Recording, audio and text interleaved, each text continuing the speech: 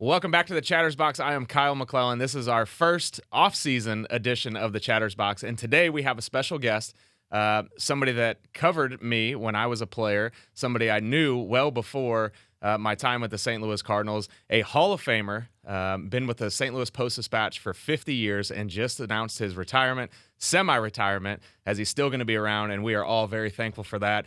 If you have read the Post-Dispatch, picked up a paper over the years, you know the commish, Rick Hummel, and so I'm excited to dive into just the history of him covering the Cardinals and covering so many big names throughout baseball. And so, commish, thank you so much for stepping into the Chatters Box today. My pleasure. You're not going to come up and in on me, are you, with anything? Well, I am going to pay you back for all of those interviews you made me do in front of my locker. I always wonder, with media people, you know, that you give up a home run after a game, right? And you lose the game, and you come in and you feel terrible. And who does everybody want to talk to? They're all surrounding your locker and want to talk to you. And I've always got a kick out of the first question. And you would never ask this because you're way better than this. But they'd say, "So is that what you meant to do there?" Yeah. Is that a good pitch? Well, probably not. Not what I was looking for. Not exactly what I like had Lance in mind. McCullers, when he was asked that 5 times the other night, probably, was that a good pitch? Right. Well, no. Yeah. That's not what I was trying to do there. But commish, I am thrilled to have the chance to sit down and talk to you. Fascinating guy. You are, and somebody that is so well respected amongst your peers and amongst the players, and I think that says a lot. You've been doing this for a long time. And a quick story before we kind of jump in: when I first made the team out of spring training in 2008, I had played a little bit in Double-A, never played in Triple-A, and here I am in the big league. So it happened really quickly, and I didn't really have a whole lot of time to adjust and adapt. And I'm from St. Louis, so a lot of attention was paid early on. And Russ Springer came up to me and he said, "I'm going to give you the rundown of the reporters." And he said, "There's guys you can trust and there's guys you got to be careful with." And he said, "Rick Hummel is a Hall of Famer and there's a reason for it." And he said, "That guy is as good as gold and he's not out to get you." And I think that's important, you know, for me as a rookie. When I heard that, you know, my first week in the big leagues, always, you know, made me feel comfortable talking to you. And then after I got to know you, knew that, you know, you weren't out to get anybody. You were just there to tell the story. And sometimes it's not easy. Sometimes you have to tell a difficult story. But you always did it in such a way that was professional, and I always appreciated. So I'm excited to get to dive into it. And so let's talk about retirement. You just retired after 50 years. 51. 51 years, sorry. And you said it's going to be official here shortly. The end of November, yeah. And then after that, I hope to do some freelancing for the paper, or anybody else would like to have me work for them a little bit. I don't want to work a lot, but a little bit would be fine. And I'll still be around the ballpark.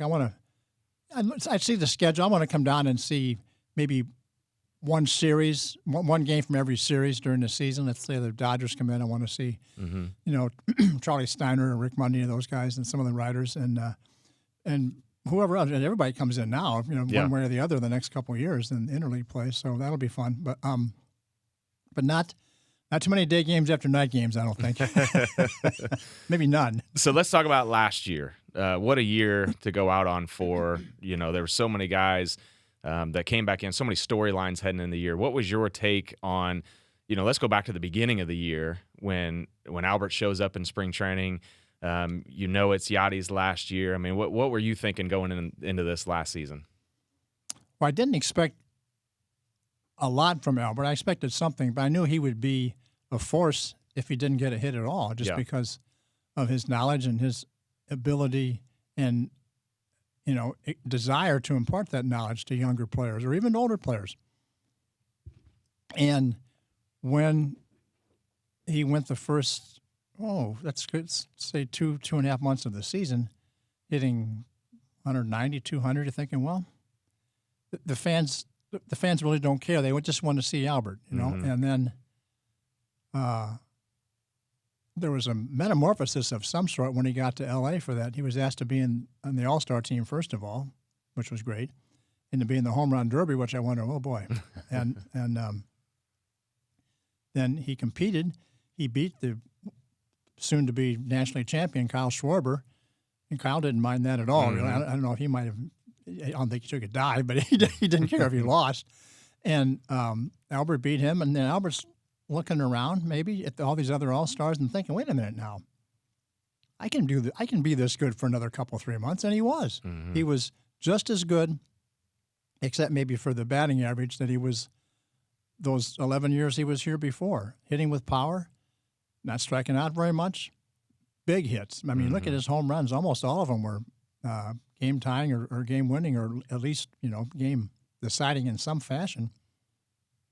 And that was fun, and the people kind of rode that wave. And when people asked me, was he going to hit 700? I said, I don't know. That's going to be hard to do, but maybe he could beat Rodriguez would be fourth place, which was that number 696, I think. Well, and also the number one of the Latin players, which Yes. I think was important. Precisely. Yeah. And then he did that, and then he was that close to 700. Then he went 700 and right past it, and the fans, I guess the ones you remember the most are when he's not in the game, and there's a pinch hitting spot coming up, or a spot he might bat in. Everybody's looking to the dugout, and then here he comes out the dugout, and the place just goes nuts. And it didn't matter what he did. Often he got a hit, or even more than that. But that made their attendance probably 500,000 more than it would have been, enabling them to spend a whole bunch of money, you would think, this offseason to get some better players. Yeah. And in Molina's case, he battled. His knees were killing him, I guess. A lot of things were bothering him, and he didn't have the season he wanted or everybody wanted to see. But you could still sense his value in bringing home a pitcher to win a game, whether it's a starting pitcher or a relief pitcher. He knows everything about everything. He knows the other team's signs. He knows the batter's weaknesses and strengths on the other teams. And he likes to play chess. Yeah. And you know how it works with him. And he's always a step ahead of the guys, and they don't understand why he is, but he is. Yeah. Well, and I think this team got a lot different. They were a different team when he came back.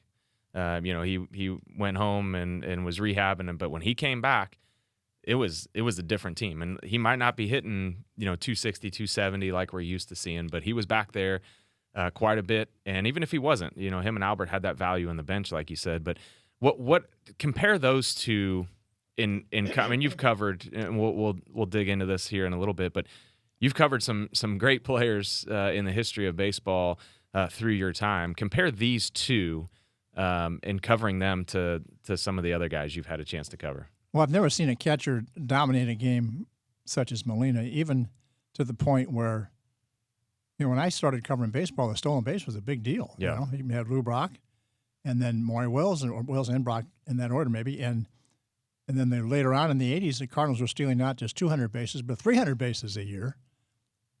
And then the stolen base gradually receded as a weapon that teams wanted to use. And now it's to the point where nobody steals on the Cardinals. And for the last 18 or 19 years, they didn't even think about it. I know that's not a factor in the game much anymore. It wasn't a factor at all against the Cardinals. Nobody, there were maybe one or two gunslingers that would try to steal on Yadier. Like Billy Hamilton would always try to steal, and he often made it. Mm-hmm. And finally, when Yadier threw him out, that was a big deal because he had like 9 or 10 in a row. He couldn't get him, and it nettled him a little bit. And he got him in Cincinnati one time, and he was pumped. But the teams, the pitchers could throw over and work their moves and stuff, but they just had to have average moves at first base. Yadi's going to get them anyway if they do try, which they didn't. And just to see him, the Cardinals never even came close to using up their mound visits by coaches and stuff, because Yadi go out there and the pitching coach would ask the manager, should I go out there? And the manager said, no, he's got this. Just stay where you are. Don't waste your time. He's got this covered. And Albert, when he came on, he was a star right away. Have you seen that in other guys? Is Albert kind of at the peak of big names that have come through here in St. Louis? I've never seen a guy start from one year he's in low A, and the next year he's on opening day big league roster. I'll never forget, at the end of the 2000 season, the Cardinals had promoted him to Memphis he'd been an A-ball at Potomac, then A-ball in Peoria, and then he went to Memphis for the playoffs because Eduardo Perez had been brought up from Memphis to play with the Cardinals at the end of the season. So there was a spot open in the playoffs for Albert in Memphis. He had a home run to win the PCL championship. So now he's in spring training the next year. And I'm standing behind the batting cage one day, and Galen Pitts was the Memphis manager then, standing with him. And I said, boy, you're going to be a fun year. You'll be excited to have him with you. He says, I'm not going to have him. And he never did. Pitsy he was great. He was an old school baseball guy. I played for him in high A and was one of my favorites. I only played for him for a short time, but he was one of my favorites and definitely knows. But so Yadier Hall of Famer? Oh, sure. I mean, how do people argue that? Outside of St. Louis, you get a lot of people that push back. There's a lot of people that don't like Yadier outside of St. Louis, right? I mean, yeah. So they don't see him every day. I mean, Cardinal fans here love him, but I mean, how do people look at that career and say he's not a Hall of Famer? Oh, people are consumed by the home run. I think he has fewer than 200 home runs for his career, but that's not what he was about. I think that if you look a little closer, they saw he had 5 300 seasons, which is hard to do for a catcher, especially for one who can't run a lick. Especially one that when he came up hit about 160. Yeah, and he has no infield hits to speak of, unless let's say bounce off somebody's glove or something and trickle away. But now, will he get in on the first ballot now that he and Albert will be on that ballot together? Albert's no question. Does Albert get 100%? Well, only one guy has in Rivera, so I have to say probably no. So explain that to me. Why is that? I don't know. Why do people value that? They think that I'm not going to vote. How do you not vote for Albert Pujols? For I guess it could be because they don't want to give him 100%. Yeah. Now the seal's been broken with Rivera.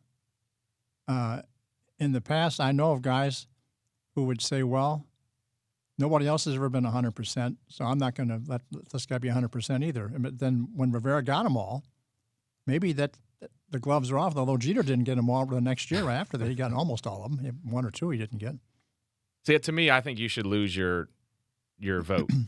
If you don't vote Derek Jeter in the Hall of Fame on the first ballot, you should lose your vote. Or you have to go on national TV and explain why. You know. It just doesn't make. I mean, it just those are people that are, in my opinion, inserting themselves into the process. Yeah. That if the guy's a Hall of Famer, you vote for him. Yeah. If he's not, I mean, there's some guys that I understand they have to build and it takes a while. There is more than a handful of guys that are no doubt about it. Rivera's certainly one of them. Derek Jeter's one of them. Albert Pujols is one of them. But I hope Albert is 100%. He should surely be in the high 90s. And Molina's case, will somebody vote in? Or somebody not vote in, let's say, 2 guys from the same team at the same time. That might hurt him, Yadier, a little bit, where he might not go until the second year or be. But he should be on the first. I don't know who else is going to be retiring this year to join that class. We won't know till a little bit later on, I guess. But looks like Verlander's going to play another year, I suspect, and now Waino's going to play another year. Do you think Waino's a Hall of Famer? Not yet. If he gets 200 wins, that would help a lot. We had a long discussion about this at the end of the season. He says 199 is a lot different than 200. I said, well, it is kind of in some people's minds, not in my mind. But so if you go look at, I went and pulled it up when Adam was talking about coming back or not, and I know Adam really well. It's one thing I don't ever text him about is is baseball stuff, and just reading it and reading through the lines, I said, okay, if he gets to 200 wins, I think that's probably, if he comes back, that's probably what he's after. I mean, he's achieved everything. Well, he said he wanted to be more than 200 wins to get to 210 wins, which is second all-time behind Gibson. Pop Haynes has 210, and he's in the Hall of Fame. Yeah. That's 14. That's going to be – That's going to take – That's a stretch. Maybe he can He's going to have to be healthy all year. Yeah. He's going to have to make every start. He's going to get 4 to get to 200. Somebody Correct. get those out of the bullpen. Yeah, You know? right. So if he gets to 2 – I went and looked it up. Verlander, I don't know the numbers right in front of me, but Verlander's over 200. I think Kershaw's at like 197 maybe. And Max Scherzer's at like 240, I think, 230. So those 4 or those 3 all hit that 200 mark. Those are all Hall of Famers. I think if they all hit that and they get in, that gives Adam a lot better. That 200 number, I think, looks a lot more enticing when he's in that group. In those other, those 3 are no doubt Hall of Famers, right? And Sabathia will be on a ballot here pretty soon. He was like 260. That shouldn't be any problem. Yeah. and he's the next one, I think, of the great pitchers of the past to be coming in. Adam, I told him his better chance might come later on. Let's say he doesn't get the 75% in the 10 years allotted to him on the writer's ballot. There's a overview committee, which I've been a part of for 20 years, that looks at credentials of guys who did not make it and review them again. And then there's other elections that are taking place at each winter meetings involving players, umpires, coaches, managers from different eras of the game, where the Hall of Famers themselves are a large part of the voting block. Yep. And they'll vote on these guys, and they'll say, well, you know what? I don't care what his numbers were. I think he's a Hall of Famer. And those are the guys who are going to have to review this December. Barry Bonds, Roger Clemens, those fellas. Are they Hall of Famers? Mm-hmm.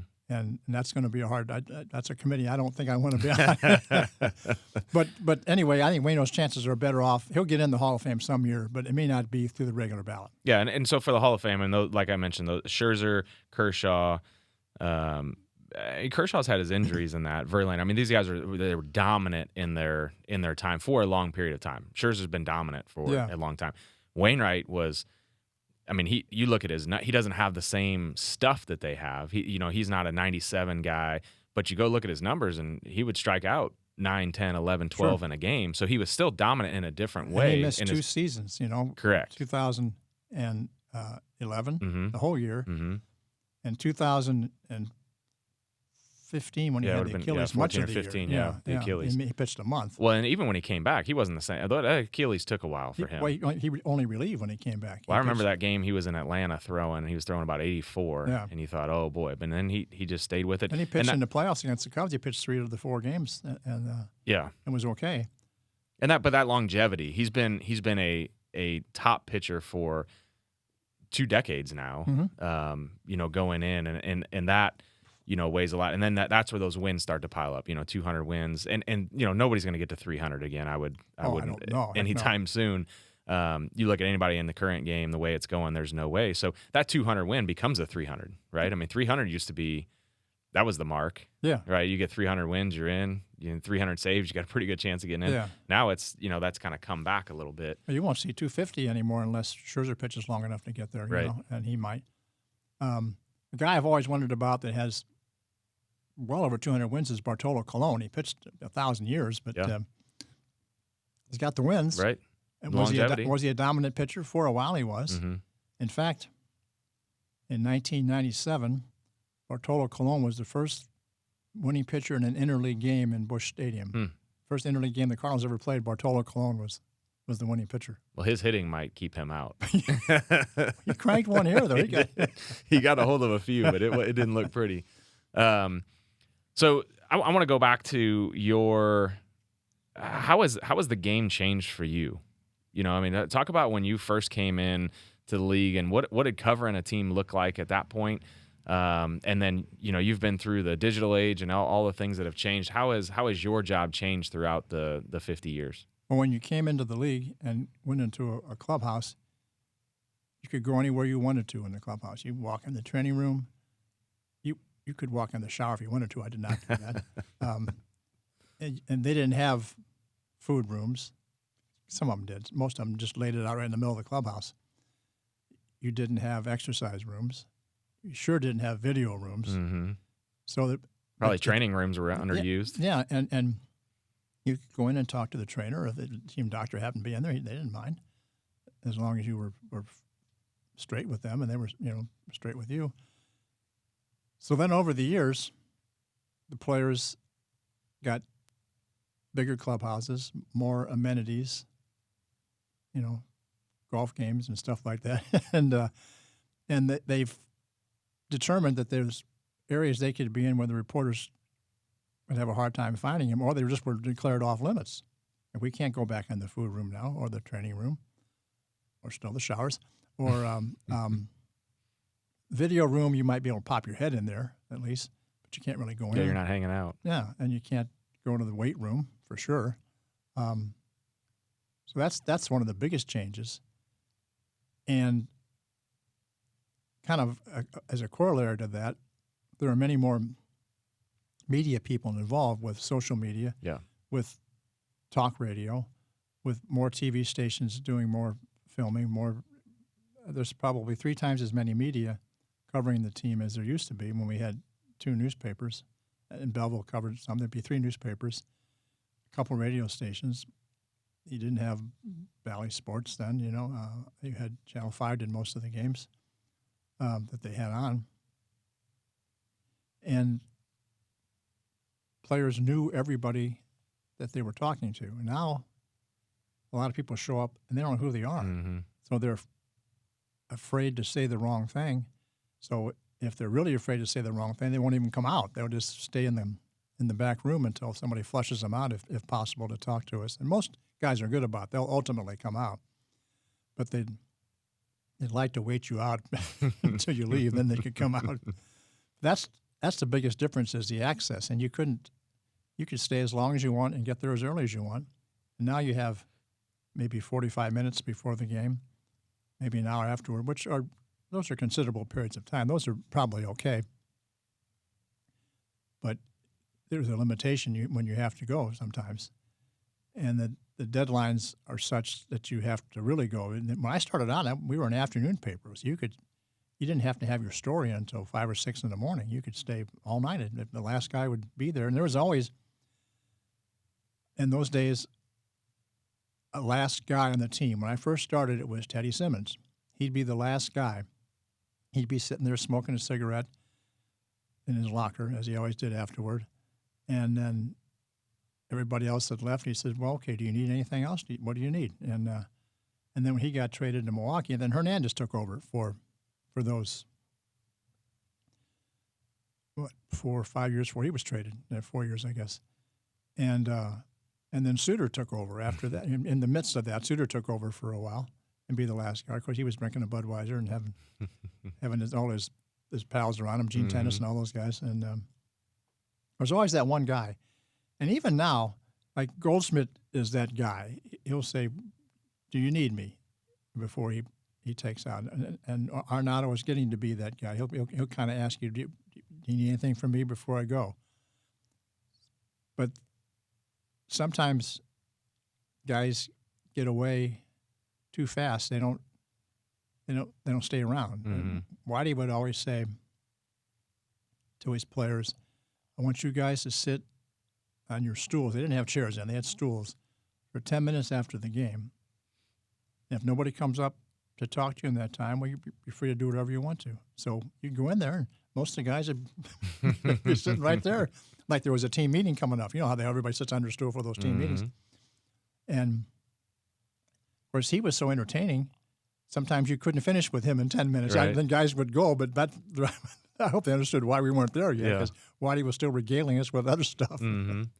So what you talk about Whitey, go over kind of the managers that you had a chance to cover here and what your relationship was with them. I mean, these are guys that you have to question, right? I mean, you have to say, hey, what were you thinking here? What were you doing there? What was your thought process? But just kind of talk about those guys and each manager, kind of your relationship with them and how that evolved over the years.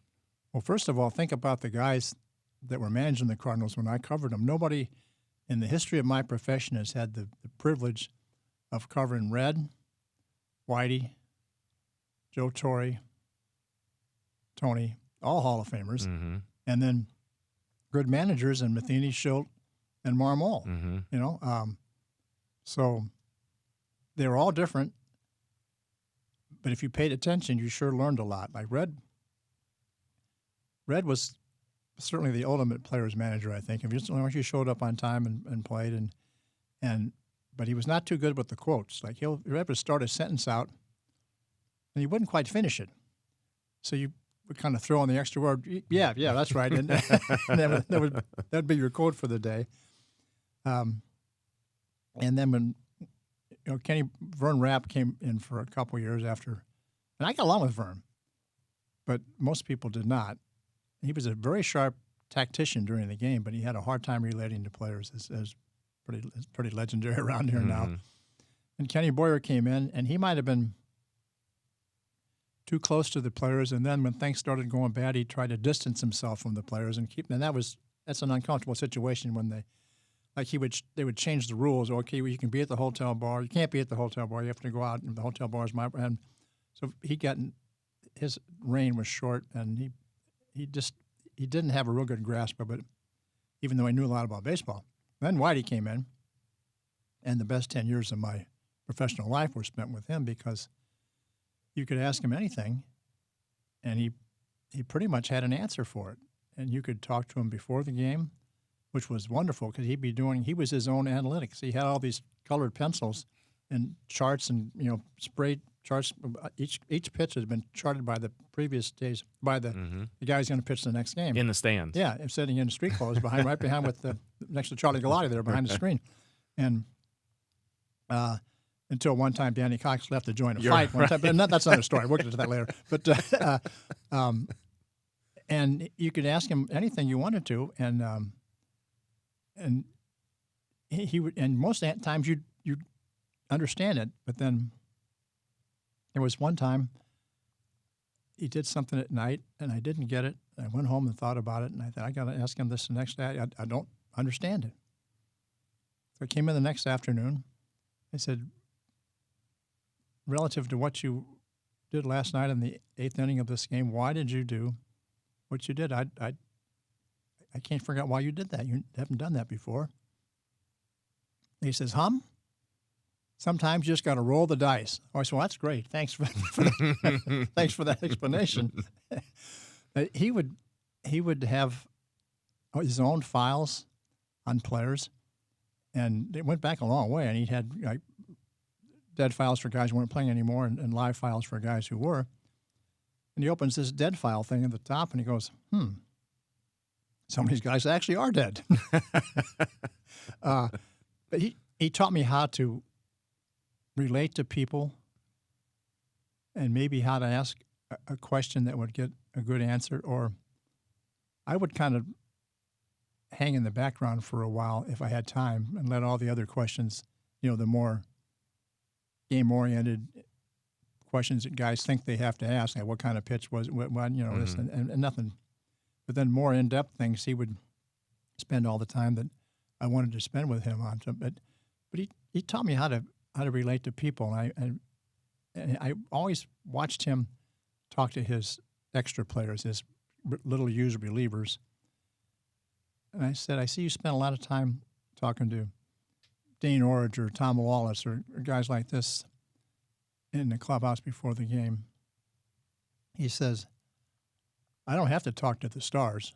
I need to talk to the guys I'm going to be counting on later in the game, just to let them know I'm interested in them and their families, how they're doing, whatever's on their minds. I haven't forgot about them. I'm going to be needing them, and I want them to be ready. Well, you watch some of those old tapes and guys in the dugout, like the 3rd or 4th inning, they're warming up, ready to go, man. And Dane Orridge is swinging a bat, and because why do you show them this interest in them? And you've read stories about guys are not related to the same way by managers, and they're kind of at the end of the dugout almost half asleep, and they yell their names. What? Me? Yeah. I'm batting.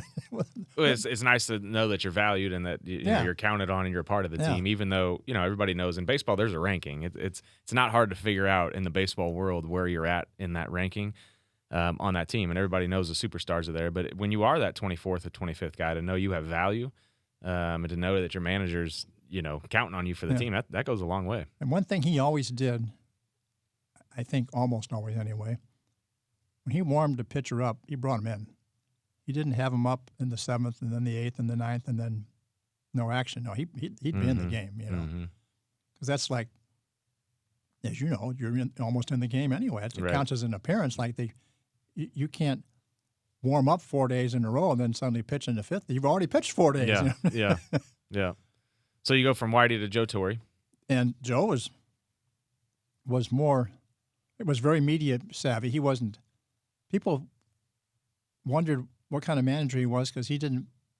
Whitey was always on the top step, chewing his gum and kind of bouncing around.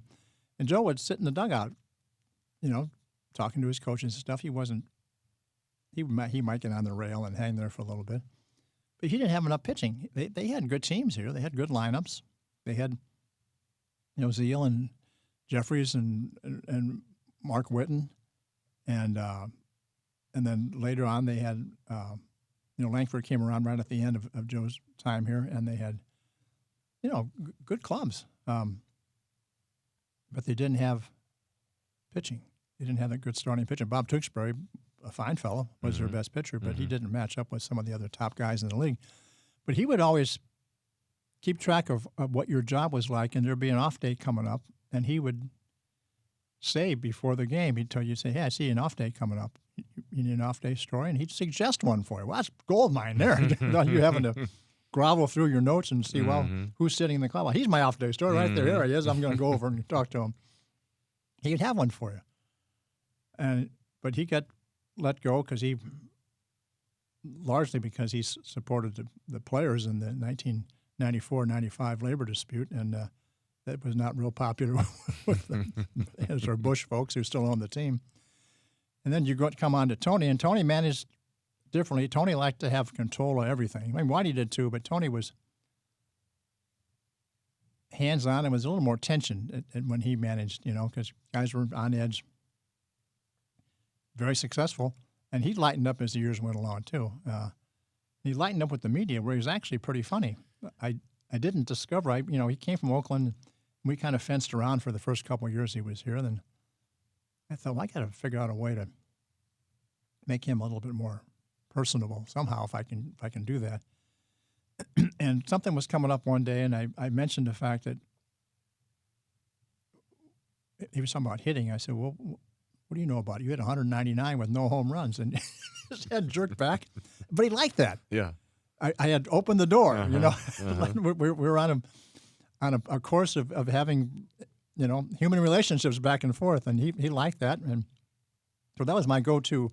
My go-to number was 199 at all times, in case he got a little out of line. If I thought he was out of line, I'd bring that up, and he'd jerk his head back, and you were fine.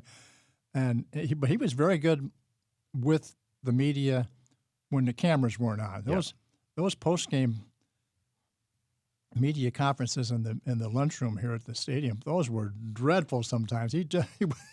But that was on purpose. Yeah, but he would be stone-faced after a victory or a loss, same visage, and you could ask him a question, he wouldn't give you an answer at all. But you get him 15 minutes later down the hall in his office, he'd say, okay, well, here's what I was thinking there. Yeah. But he didn't want the whole world to know that on the TV right away after the game. He wanted to. Whereas Whitey would give you he would wait till, he didn't like TV cameras at all. And he would love the reporters. He was an old newspaper boy himself. And he once said, I want to see something in the paper that I didn't see myself saying on TV the night before. But we like that. We like that a lot. With Tony, I get asked all the time, like, oh, man, is he, what's he like? And I say, what you see on TV is totally different than who he is. Like, I say, he's actually funny, you know, and people are like, what? And I'm like, yeah. I know, it's hard to convey that to anybody unless because they don't get to ever see that. Right. You watch those press conferences. I mean, it's but that's all calculated. And that comes, I think, from years of experience. He's been burned, in the past he's said maybe too much or been too truthful and honest, and people have taken that and run with it. And I think, you look at his fraternity of guys, right? You have Belichick, you have Bobby Knight. Bobby Knight might be a little outcast of the group in terms of, he puts on pretty colorful press conferences and that, but those other guys, Parcells, and even Rick Carlisle, the great NBA coach, right? Been there for a long time, and Tom Crean. Exactly, those guys are all around, and they're all learning from each other, and they all have kind of that same way. I mean, Bill Belichick's a classic example. I don't know how he is, behind the sscenes, but I mean, you look at him, and it's a 15. But by him doing that, he can get off that stage in 4 minutes instead of 40. And so he doesn't get backed into a corner. And people just they don't know what to ask, and so they, his time's done, and then he can get back, and I think that's a way of controlling the message. But personally, exactly right. Yeah. Personally, on the backside of it, I mean, Tony, like you said, was very engaged. He knew everything that was going on, and he'd come up and talk to you when you needed to be talked to, and had these little nuggets he'd give you. So just a totally different person. But I've also seen from the writer's side, if you've earned your time and respect from Tony, you could sit on that couch and actually talk to him about his decisions and things like that. But you're not going to get that after the game in front of everybody and as a first-year guy asking, all the question and all these things. But I think he liked that back and forth of baseball talk and strategy, with the guys he respected. He knew that if you came back in the office that you really cared about what you were trying to figure out rather than just taking a quick soundbite and running with it. Because I understand those people have to do their jobs too. Right. They have X amount of time, and somebody says, give me some sound. Well, that we'll try. Right.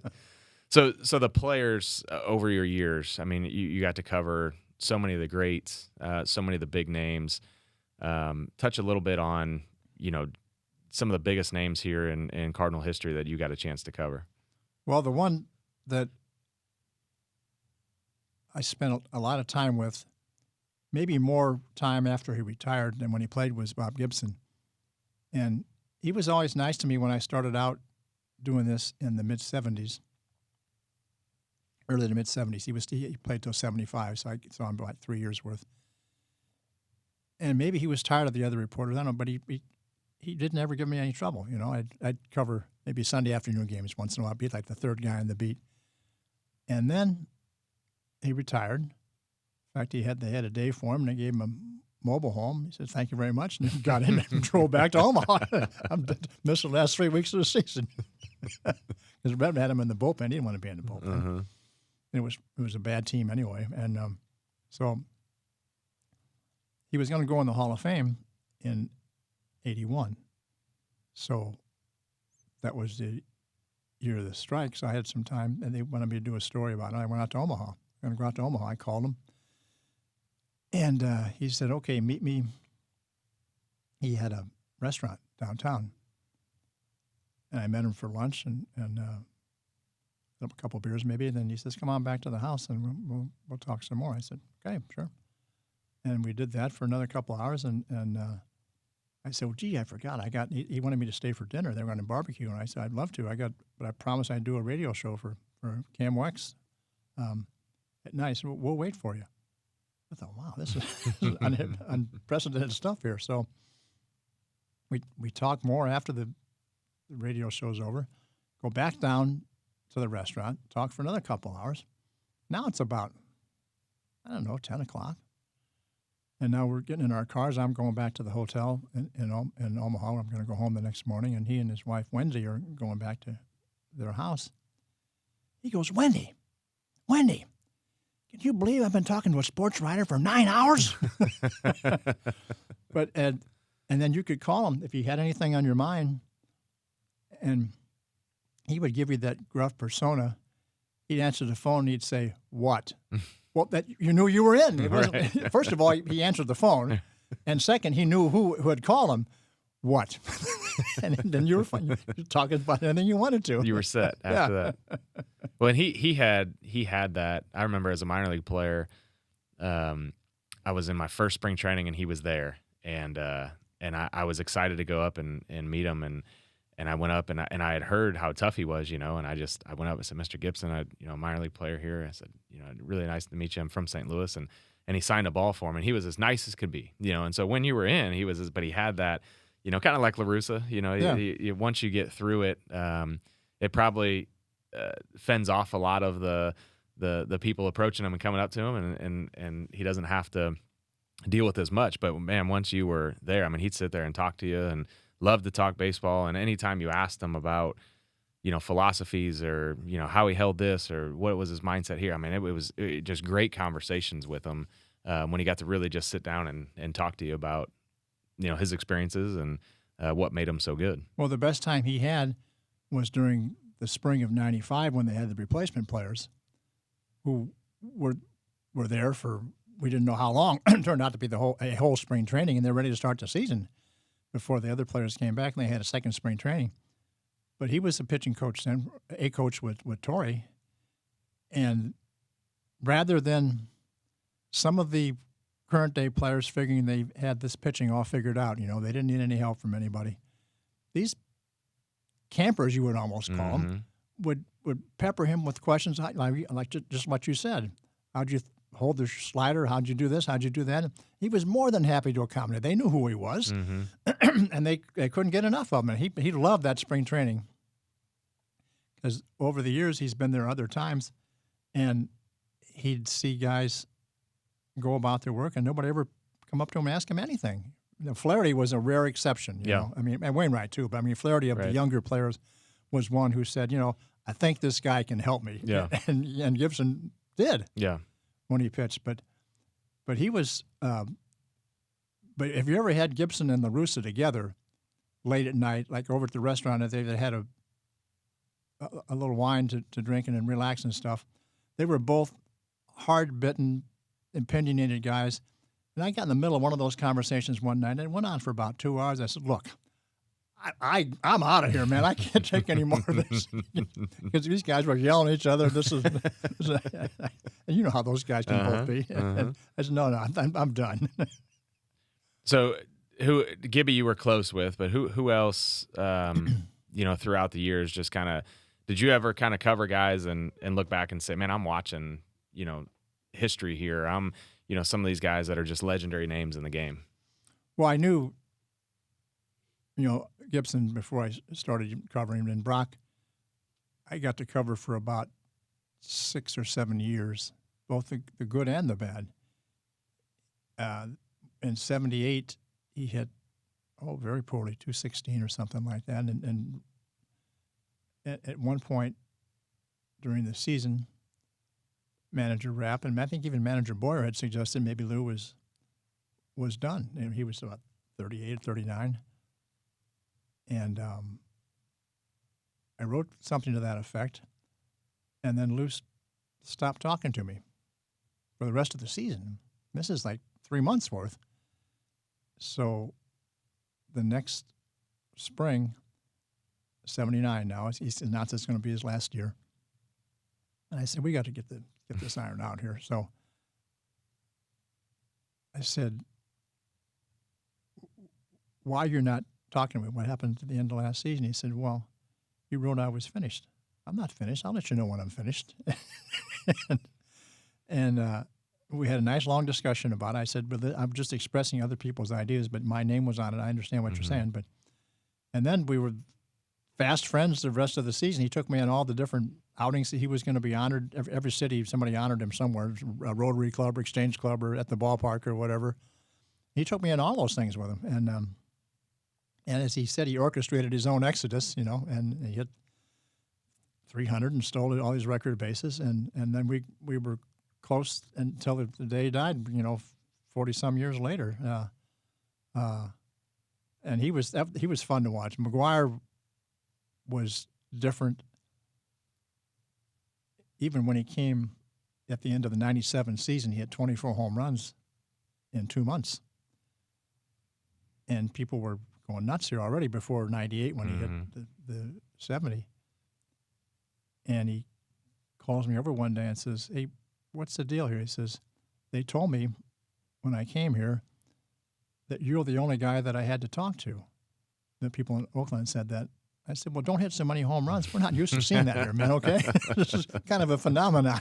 And then to watch that season with him and then Sosa jumping into the fray after about August the 1st there was wild. But the best times of my career here and the best teams were the 80s, from 82 to 87, especially 85 to 87 after Vince had come up and Willie was more established, and the Cardinals would steal all these bases, and then they have, Jack Clark and, according to Joaquin Andujar is their only two power hitters. But they were the one team in all the 50 years that I've been covering the game that played the game differently than anybody else played it, and that bothered other teams. They couldn't figure it out, and they'd spend so much time worrying about these guys trying to steal bases on them. And Clark would just keep standing there wagging that bat at home plate, and the pitcher's finally done throwing over, and he looks at it and says, Clark, oh, man, all right. and then he had him. Mm-hmm. They had him, and they just played the game differently, and they didn't hit home runs, didn't have to. Once in a while they did hit him, but other than that, nobody but Jack really hit him, I guess. But nobody plays the game differently than any other team now. Maybe the Phillies hit a lot of home runs now in the World Series and stuff, but they still play the game like most other teams. But the Cardinals played it totally. It was a different game on turf, They would hit the ball down, beat it out, steal second, steal third, fly ball, home run. I mean, it'd be a one run, and their ball never left the infield except for the fly ball. Their defense was pretty good too. Yeah, every position except Right. they always seemed to have a little trouble in left field when Lonnie Smith was there, and he would get to the ball once in a while, but his footing he'd lose his footing, and his shoes would come off, and his arm was not very good. There was a game in Chicago. He chased the ball in the corner in Wrigley Field, a couple guys on base. And it was an afternoon game. Nobody was there. It was like April during the week. And he threw it, and the ball slipped out of his hands, and it went into the stands. So we didn't know if he was throwing to third or home. And the runners kind of all stopped. Like, what's the deal? What happens? Can we keep running? We haven't practiced the ball that out before. Of We don't know what to do. Was it 2 bases or 1 base Right. out of his hand? And the umpires got together and gave everybody, I think, 2 bases on the player that was on base at the time. But I mean, Lonnie, he could have gone into the stands and gone and got the ball. I guess nobody was there to pick it up. But other than that, their defense was wonderful. With Andy was in right field for some of those years, and then anybody, Willie was in the center, and Ozzie and Pendleton or Obi, and Keith at first, and Tommy at second, and Darryl behind the plate. Darryl Porter was he wasn't what he used to be, but a lot of things went into his body that we don't. That weren't in everybody else's body, and he just, he after he'd cleaned himself up, after he'd stopped doing drugs and drinking and stuff, he'd go, man, didn't know those foul tips hurt that much. Last question here, but your observation of Marmol in being a first-year manager, dealing with all the hoopla he had this year, and I mean, that's a tough gig for a first-year manager to deal with 2 aging superstars that are on their way out, chasing historic records. And I thought he did a great job of keeping those guys engaged, giving them the rest they needed, but also keeping them in there, and giving this team a great opportunity to get to the postseason. But that was a lot harder job than I think what most people realize what he had to do this year. Well, especially in the first half of the year when Albert wasn't hitting. Yeah. He tried to find exactly the right spots that he might succeed. They're waiting for a left-hander to come up from the other side to pitch to start or relieve later in the game. And when he was hitting 195, it was hard for him to not play him, but Albert understood that. And then later on, it was easy. You write him down every day. Right. And you'd think, well, gee, should I give him a rest? Well, no. Right, yeah, yeah. And rest next year. Right, exactly. And Molina was not even here for over a month. So that it was easy then. When he came back, he played him pretty much, even though Kisner was probably the better player for the years that they had. Kisner was okay, and Yadier was just not quite himself. But to do that, besides managing the regular lineup every day, I thought and to relate to the media before and after the game, he's the best. I told him he was the best I'd seen doing that since Whitey, and he really appreciated that. But he liked to talk about stuff again in his office later on. Even he, after the games in the press conference room, is not very forthcoming sometimes. He'll give you the automatic answers, and then the guys who are looking for more, you're just going to have to get it on your own. But I thought he was fabulous, and he's not afraid to admit that he made a mistake once in a while. And if he criticizes a player, he's not afraid to do that as long as he's made the player know that beforehand. Yeah. He's heard it first, and then that's we hear a big it second. deal. Yeah, that's a. You don't want to have the players reading that in the paper and say, "Wait a minute now, what's this about?" Yeah, and he handled. He had the player that kind of walked off the mound from him, and I mean he had to deal with some. Oh, Cabrera, yeah. Some situations that he took a stance on, and I would say he's a player's manager. He's intermingles with the players, and it has a great personality. But when it comes down to drop the hammer, he wasn't afraid to do that and to keep the team going in the right direction. One of the things he said early on, we interviewed him for this podcast, was he said, I asked all the players what their expectations were and what they wanted, and then from there it's easy because I can say, hey, I'm just holding you accountable to what you want for yourself and for the team. And I thought that was a really wise path there of, I'm holding you accountable to this because this is what you asked me to do, and this is, you said you want to be at this level.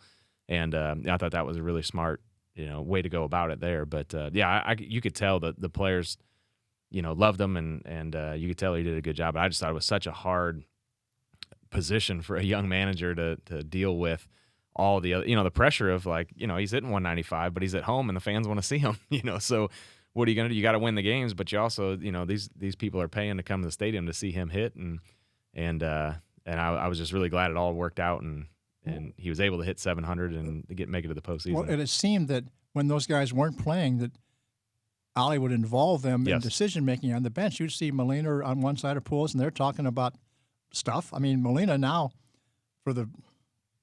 shockingly, is trying to become a manager. Yeah. I thought he would never be able to do that. He got thrown out the other day. Oh, did he get thrown out? He got thrown out of his first game. Oh, gosh. Well, he got tossed out of a basketball game as an owner, right? Yeah.